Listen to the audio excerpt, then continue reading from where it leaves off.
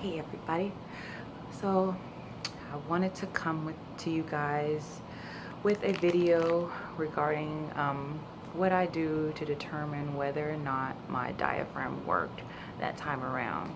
Um, I know there's a lot of videos out just explaining like what the diaphragm is, like kind of how to use it, and I mean I think they kind of go a little bit into trial and error. I just want to share my little 2 cents on what I do to kind of determine before and after whether or not the diaphragm worked. And I think it's kind of just important in case you decide you want to. I mean, if you're not in your fertile window, then it's kind of like meh, like whatever. But then if you were closer to your ovulation time, it might be helpful if you decide you want to do like plan B or whatever else.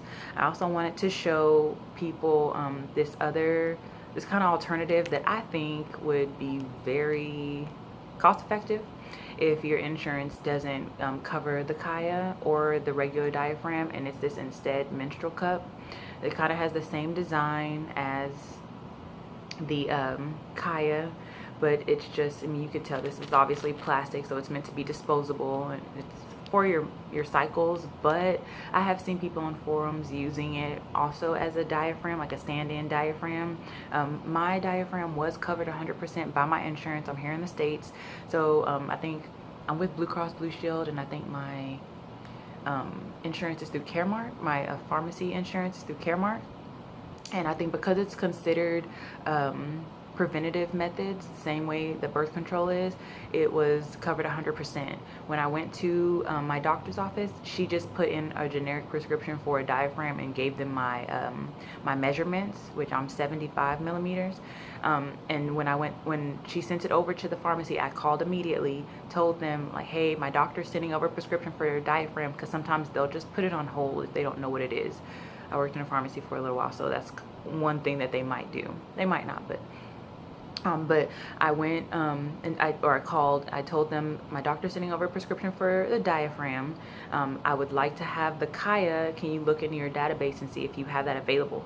They said they didn't have it available, but and she was like, we'll put in for the one that we do have, and then most of the time they'll put in for the one you request. Or that they have on file, but the warehouse will send you what they have available, and then you can kind of go back and forth if you don't want that, whatever. But they did that, and when I went to pick up the diaphragm, it was this one, and it was covered 100%, so got really lucky. But if your insurance doesn't cover it, and or you just don't have the time to go to the doctor or whatever, because I did have to go to the doctor to get it fitted, to get the prescription.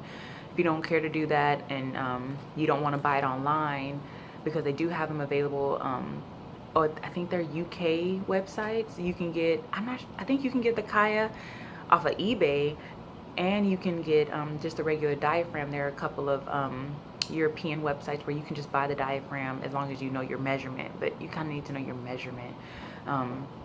But it was like 60 something euros, which might be like 80 something plus like tax or whatever. Anyway, you can get this at any drugstore, CVS, Walgreens for sure. I think some HEB, Kroger's, whatever your food store is, in the feminine product section. It comes in a box of 14 for about, I want to say like $15, like $14.99 something. But same kind of setup, same way you insert it. Both Kaya and Instead have good illustrative videos that show you how to put it in properly. But same as with the diaphragm, you squeeze it, slide it in. Once it's in, you push it up behind your pubic bone. But anyway, ways that I determined that it might not work, or I guess before anything even happens, and when I'm initially inserting it, of course you do the same thing, insert, push up, but while it's in, I'll kind of, obviously you feel around to see if you can feel your cervix. And I guess they say this is like my cervix, whatever. You just feel around, see if you can feel your cervix, and sometimes your cervix is tilted to one side versus another, so sometimes you'll have to kind of mess with this. And what I would do is I'll put my finger, and I'll use the back of my finger, and I'll push up so that it'll kind of angle down, and then push back so that it will kind of go around the cervix, and sometimes you might have to kind of go to one side or another, but I always use the back of my finger because I feel like I get the best like leverage or whatever you want to call it, to kind of push up and push back, so that you're kind of making sure that it scoops around the cervix like so, kind of. So before anything happens, and I will usually do that a couple of times and just kind of push it up and stuff. And usually for me, this handle, it kind of will rotate, and it'll kind of be towards my, it'll be facing towards my right side, but it'll still be in. So it might not like be facing like the front of like your body perfectly, but I think that's okay, because that's happened before, and as I'll describe later, I felt like it worked that time still. It's just like how your body is. So it might not sit perfectly, that hump thing might not sit perfectly in front. It might angle to one side or whatever. But as long as you can feel your cervix in here, and you can kind of at least feel most of the edge, the rim or whatever, I think you're okay. And then afterwards, after you wait the 6 to 8 whatever hours, what I'll do is when I remove it, I just kind of like take a look at it. And you know, most of the time you use whatever contraception gel. I use this, what is it? The Contra gel as mine, just because it's supposed to be non-irritating, and it's made, I really feel like you can make this at home, like with some aloe vera, some lemon juice. It has vanilla in it. It actually smells really good. But anyway, you'll use it, you put the gel on both sides, and then you put some at the edge to help with insertion. And whenever I remove it, I'll just kind of look, and I've noticed that whenever I feel like it's worked well, like I didn't have any issues, that gel will be the same consistency.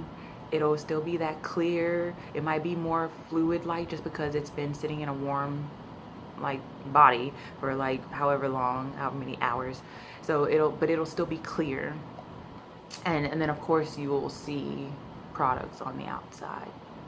But then whenever I feel like it might have not worked as well, or I guess I had to use that backup method, which is like the spermicide, it's more cloudy in appearance, it's thicker, it's essentially like a reaction of two different things coming together, and it, you know, it's supposed to slow it down, kill it on contact, all that stuff. But I guess I just noticed that. And then too, like I'll notice more of the spermicide on the outside also. So that's just one way that I determine whether or not this diaphragm worked. Questions and all of that, always feel free. But yeah, just my 2 cents on what I look for whenever I'm trying to determine whether or not I need to get a plan B or something. But usually, I mean, for the most part, it's okay. And then the spermicide, obviously, it's going to kill it on contact. So, I mean, you're safe. But if you just want to be extra about it and get like a backup method, like your emergency contraception, I guess that's the way to tell. All right. Thanks.